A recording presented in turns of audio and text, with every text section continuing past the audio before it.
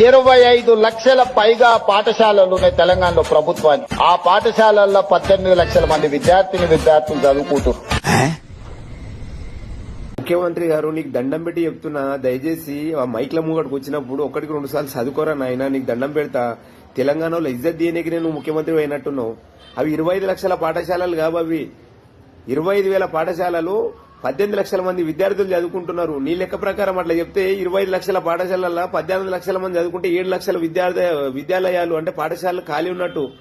ఎవరికైనా చెప్పుకుంటే సిగ్గుపోతుంది. నీ అమ్మ హైదరాబాద్తో గరీబ్ వాళ్ళ ఇల్లు కొట్టినప్పుడు వాళ్ళు తిట్టిన తిట్లు అంత అయిందా కదా, అమ్మ నా బుద్ధులు తిట్టిరు. అమ్మ ఏం ముఖ్యమంత్రి రానైనా అని చెప్పేసి బుద్ధి ఎరిగిన తర్వాత ఇన్ని తిట్లు తిన్న ముఖ్యమంత్రిని ఎవరిని చూడలే. ఆ కాంగ్రెస్ వల్ల మీకు దండం పెడితే ఆయన దించేవన్నా వేరేనైనా పెట్టురు జర అనుభవజ్ఞుని ఇజ్జత్ తీస్తున్నారు తెలంగాణ వాళ్ళది.